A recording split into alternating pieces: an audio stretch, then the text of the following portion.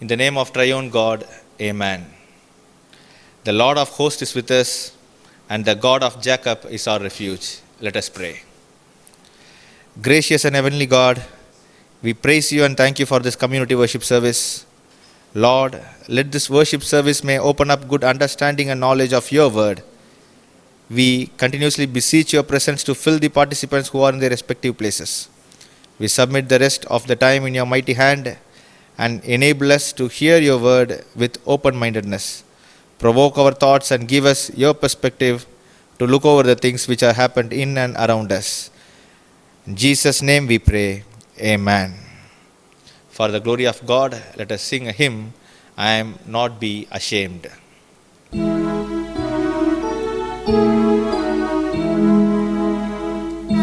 not ashamed to own my Lord or to defend His cause. Maintain the honor of His word, the glory of His cross. And the cross, where I first saw the light, and the burden of my heart thrown away. It was there by faith I received my sight, and now I am happy all the day. Jesus, my God, I know His name is all I trust. Nor will He put my soul to shame, nor let my hope be lost. At the cross, where I first saw the light, and the burden of my heart thrown away.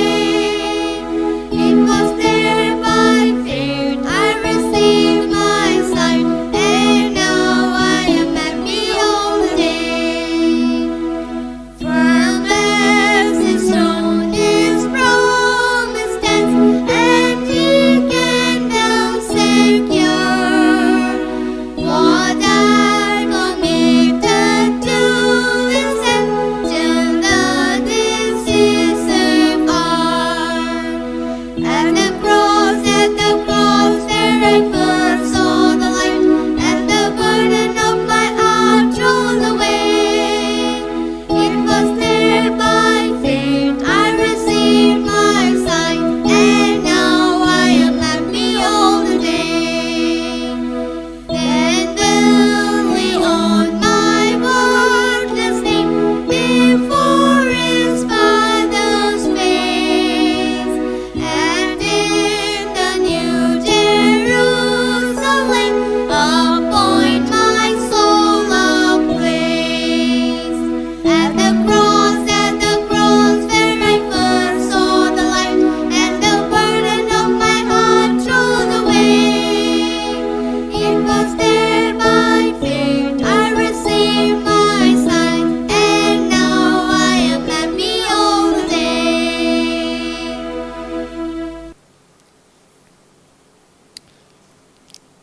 Now let us hear the scripture portion. The scripture portion has been selected from Galatians chapter 6, verses commencing from 11 to 18. Galatians chapter 6, verses commencing from 11 to 18. Verse 11. See what large letters I make when I am writing in my own hand. It is those who want to make a good showing in the flesh that try to compel you to be circumcised. Only they may not be persecuted for the cross of Christ. Even the circumcised do not themselves obey the law, but they want you to be circumcised so that they may boast about your flesh. May I never boast of anything except the cross of our Lord Jesus Christ, by which the world has been crucified to me, and I to the world. Neither circumcision nor uncircumcision is anything, but a new creation is everything. As for those who will follow this rule, peace be upon them and mercy and upon the Israel of God. From now on, let no one make trouble for me, for I carry the marks of Jesus branded on my body. May the grace of our Lord Jesus Christ be with your spirit, brothers and sisters. Amen. Here ends the reading. May God bless this verse. Amen. And now this is the time to hear the word of God. And now we have our New Testament professor, Reverend L. R. Arulsam sir, is with us, and he will share the Lord's word for us. Let us pray. Almighty triune God, let the words of my mouth and the meditations of our heart be acceptable to you and be beneficial to all of us. In Jesus' most precious name we pray. Amen. Greetings to you all in the wonderful name of our Lord and Savior Jesus Christ. It gives me immense pleasure in bringing God's word to you. As per the church calendar, we are in the Lenten season. Lent is a season of self-examination and renewal. Renewal of our repentance, renewal of our rebirth experience, and renewal of our relationship with Jesus Christ. Having said this, I would like to turn our attention to Apostle Paul's self-examination, which we read in Galatians chapter 6, verse 14. May I never boast of anything except the cross of our Lord Jesus Christ, by which the world has been crucified to me, and I to the world. In Galatians 6, verses 11 to 18, Paul's focus is the cross of Jesus Christ, the subject of boasting. The cross of Jesus Christ, the subject of boasting. Cross of Jesus is a subject of boasting. How? Jesus was crucified not as a victim. Rather, he was crucified as a sin bearer. Cross is a symbol of God's love for the humanity. Suffering for a good cause is always a subject of boasting. Therefore, cross of Jesus is a subject of boasting. Coming back to the text, Apostle Paul was writing to churches that he had founded through the preaching of the good news of Jesus Christ. These churches existed in diverse cultural and religious environments. These churches were influenced by a people group called Judaizers. Judaizers are the Jewish Christians who argued that all Christians must keep the entire law if they want to experience the full Christian life. So here in this passage, we find the tension between Apostle Paul and Judaizers. The ultimate reason for this tension was that their respective priorities were different. Their subject of boasting were different. We all boast in something. We boast over our academic excellence and accomplishments. We boast over our social influence. We boast over our physical appearance. We boast about the church denomination that we belong to. We boast about the caste in which we are born. We boast about the language, the riches, and so on. All the more, the Christian ministers boast over the gifts of the Holy Spirit, which is the saddest part of the contemporary Christianity.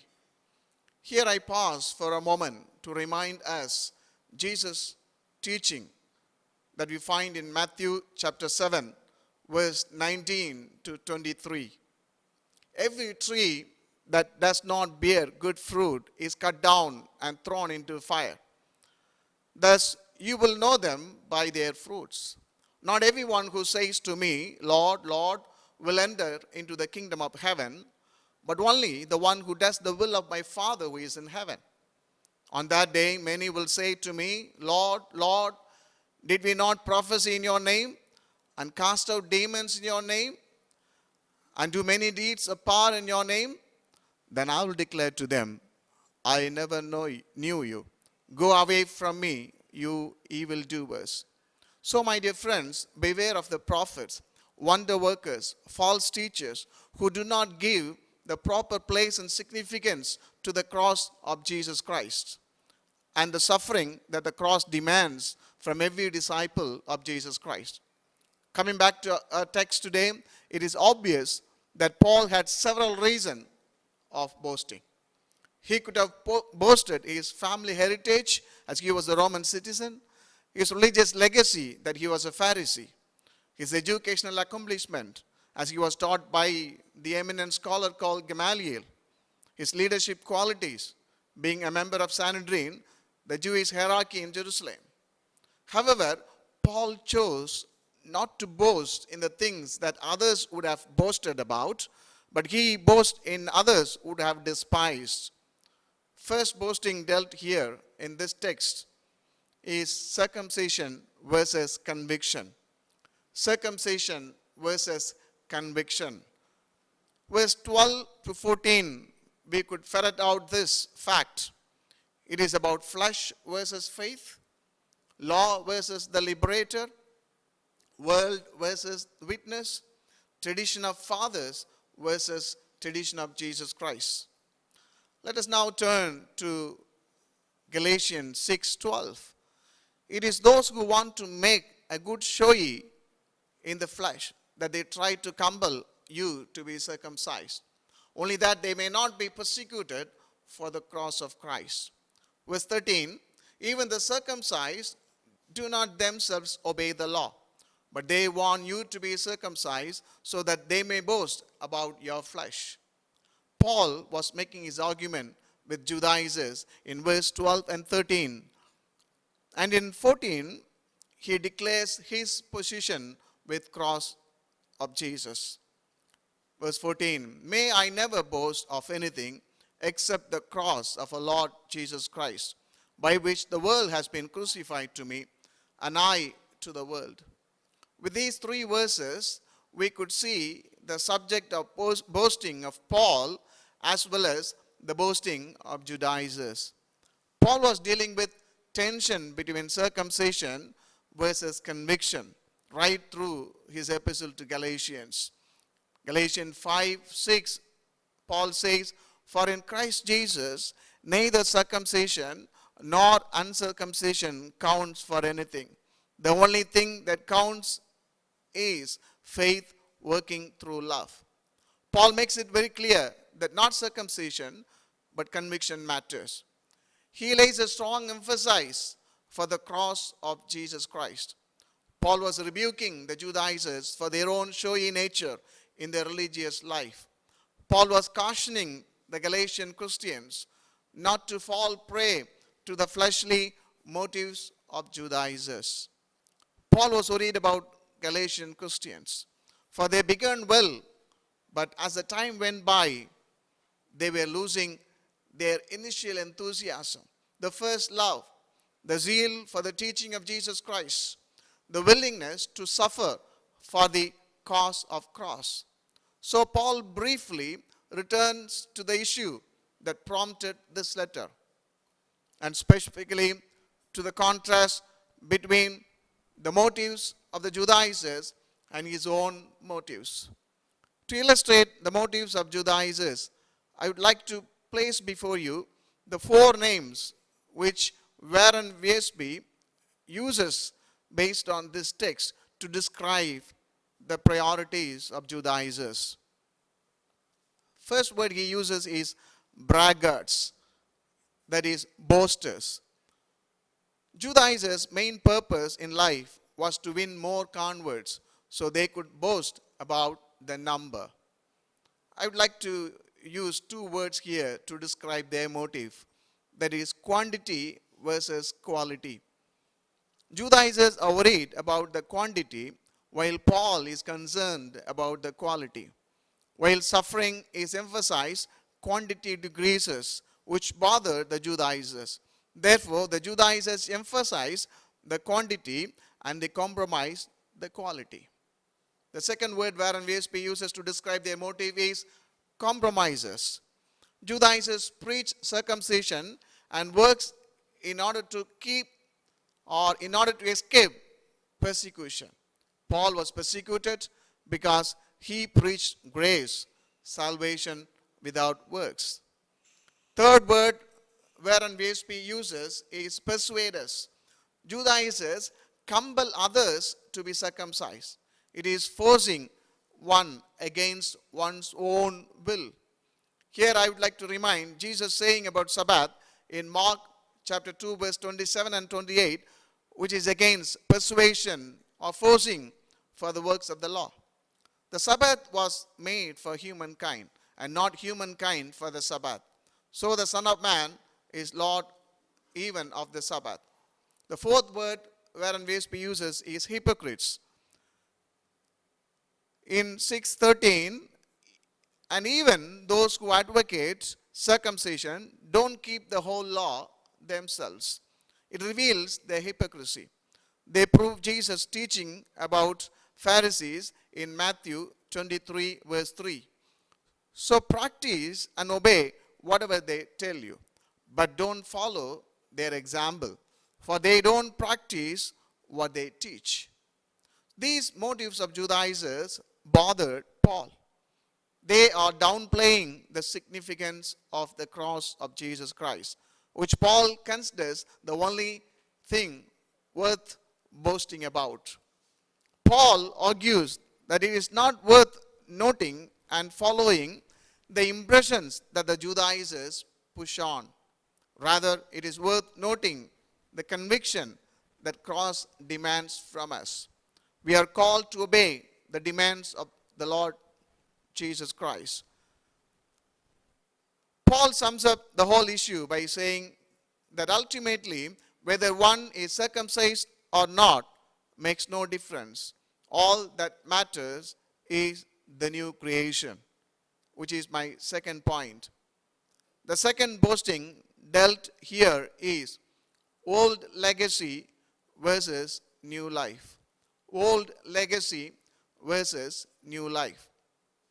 Life in the law or life in the liberator. Old life or new life. We read in verse 15 and 16 that for neither circumcision nor uncircumcision is anything, but a new creation is everything. As for those who will follow this rule, peace be upon them and mercy and upon the Israel of God. A new creation. The Greek word for new is kainos, which means fresh, new, unused, unheard of, and never seen before. It means in Christ we are brand new. Therefore, new creation is not an improvement of old or an addition to the old, but something entirely different. That means we never existed before. We have no past.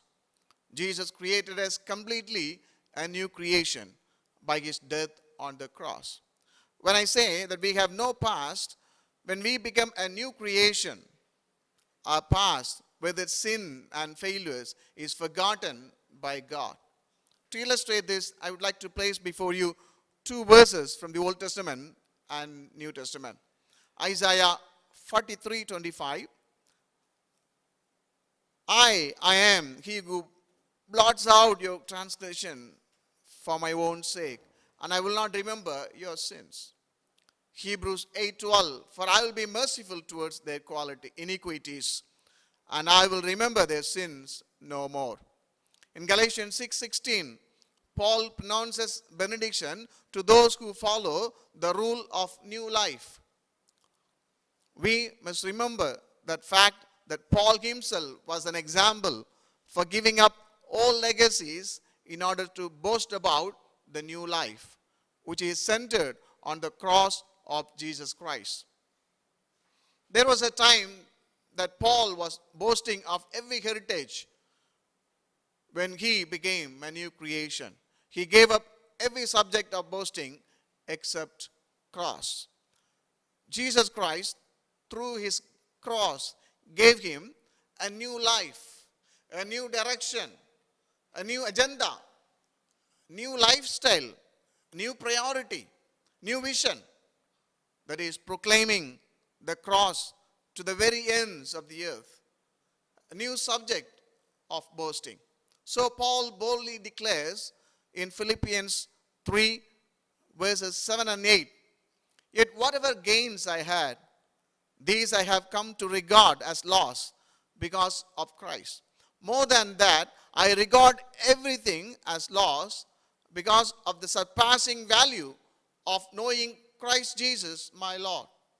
For his sake, I have suffered the loss of all things, and I regard them as rubbish, in order that I may gain Christ. What matters is being new creation. When Paul boasts about it, he boasts about the new transforming relationship with Jesus Christ. This new creation can be seen in three aspects. First, Paul is speaking about converted people as individuals. As he says in 2 Corinthians 5:17, therefore, if anyone is in Christ, he is a new creation. The old has passed away, behold, the new has come. That the individual has been remade by God. Second, Paul is speaking about the church when he refers to the new creation. We could say that the church is a new creation composed of millions of new creations. All of them have received the forgiveness of Jesus Christ, thus they belong to the family of God. The church is the third group in the world, which we can see in Paul's word in 1 Corinthians 10:32. Give no offense to Jews or to Greeks or to the church of God. Thirdly, Paul is speaking about the new heavens and new earth when he refers to the new creation. Peter says we are waiting for this new heaven and new earth. So there will be the coming of the new heavens and the new earth. That is what matters. That is the subject of boasting. The third boasting that Paul described here is carrying the cross versus carrying the marks of cross. Carrying the cross versus carrying the marks of cross. We read in Galatians 6:17 that from now on, let no one make trouble for me, for I carry the marks of Jesus branded on my body. In the first and second points, I place before you the contrast boasting of Paul and Judaizers. But here in my third point, I would like to discuss contrast boasting of Paul and church today.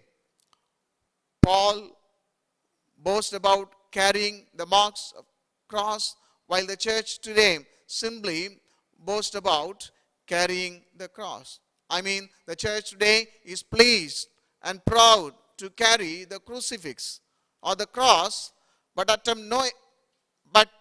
attempt to escape persecution.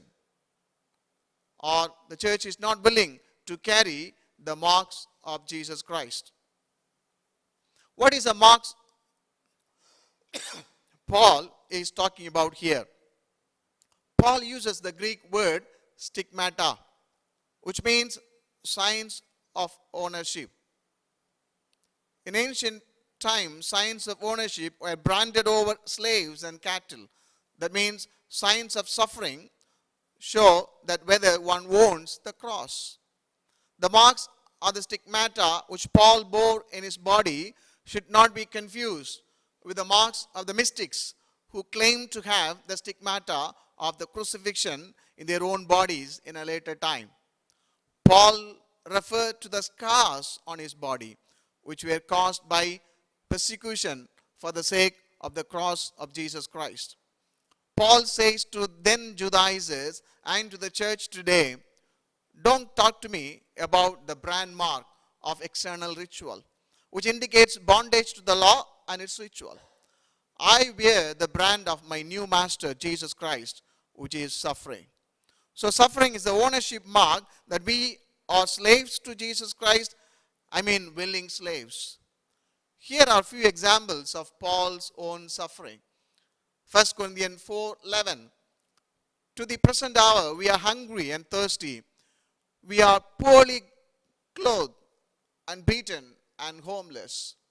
2 Corinthians 4:10 and 11. Always carrying in the body the death of Jesus, so that the life of Jesus may be made visible in our bodies. For while we live, we are always being given up to death for Jesus' sake, so that the life of Jesus may be made visible in our mortal flesh. 2 Corinthians 6:4 and 5. But as servants of God, we have commended ourselves in every way through great endurance in afflictions, hardships, calamities, beatings, imprisonments, riots, labor, sleepless nights, and hunger. Finally, 2 Corinthians chapter 11, verse 23 to 33, Paul gives a long list of suffering that he experienced for the sake of the cross of Jesus Christ. These sufferings are marks of carrying the cross, demonstrated that Paul was a slave of Christ and not just a people pleaser. The church today is very proud to carry cross in ornaments, to draw the cross sign over forehead, to decorate our living room with several types of cross, to decorate the cross with attractive and colorful lightings, to kneel before the cross, to kiss the cross, and many other rituals. No doubt there are people in the church today who boast in Jesus but without the cross. We are no better than the Judaizers of Galatian churches as we boast on carrying the cross while escapes the marks of cross, that is persecution in the light of preaching Jesus' cross. When Paul says in Galatians 6:17 that from now on, let no one make trouble for me, he challenges the Judaizers to cease from boasting over circumcision, old legacies, and simply carrying the cross, but without willingness to carry the marks of Jesus, including persecution. As the word of God still speaks today, Paul challenges the Christians and Christian ministers of our time today to cease from preaching Jesus Christ without preaching the cross. Paul challenges the church today to boast on the suffering that we endure for the sake of preaching the cross of Jesus Christ. The church today is proud to talk about Jesus' profound teaching and his amazing miracles. But for Paul, the authentic message of Jesus must always include the cross, that is the suffering, which is the mark of carrying the cross. The church today organizes prayer chains, prayer movements, prayer gardens, prayer tasks, etc. All are aimed at escaping the suffering. When Jesus was praying in the Garden of Gethsemane, in the context of his crucifixion, in Matthew 26:39, my Father, if it is possible, let this cup pass from me. Yet, not what I want, but what you want. There is an if clause, and it is very clear that he is praying for God's will to be done. Today, we rarely pray for God's will to be done. Rather, we compel God, dictate him in our prayers to remove suffering. That means we are not willing to boast suffering, not willing to boast carrying the marks of cross of Jesus Christ.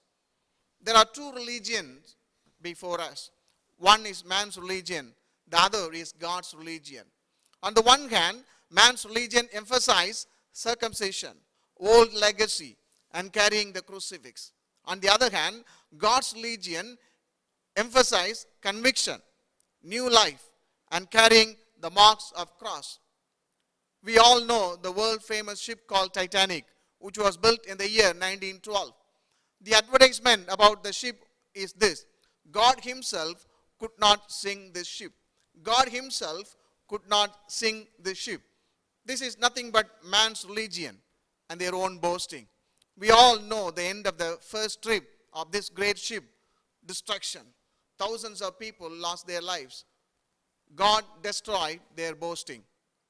We all know from the book of Genesis about towards building the Tower of Babel. Genesis 11:4 says, come, let us build ourselves a city and a tower with its top in the heavens, and let us make name for ourselves. That is again man's religion. We know the end of the story. God destroyed their boasting. Therefore, we are to boast on God's religion. Any other boasting is evil, according to James 4:16. Wrong object of boasting is evil, and it leads to destruction. Therefore, not the circumcision, but the conviction. Not the old legacy, but the new life in Christ. Not carrying the crucifix, but carrying the marks of cross be the subject of our boasting. That is, let us not follow man's religion, but let us follow God's religion. Finally, Paul closes his epistle with a note of benediction found in verse 16, with which I also would like to close this devotion now. May the grace of our Lord Jesus Christ be with your spirits, brothers and sisters. Amen. God bless you all. Let us pray. Heavenly God, we thank you and praise you for the wonderful worship service that you have given to us. Lord, as we heard the word, make us to be the doers of it and not only the hearers of your word. Lord, we remember the worst situations on our planet. We pray that your strength may abide us and be our refuge, O Lord. Be with us and lead us throughout this week. In Jesus' name we pray. Amen. And let us receive the benediction. Now may the grace of our Lord and Savior Jesus Christ, love of the Father, and the sweet fellowship of the Holy Spirit may rest and abide with us for now and evermore. Amen.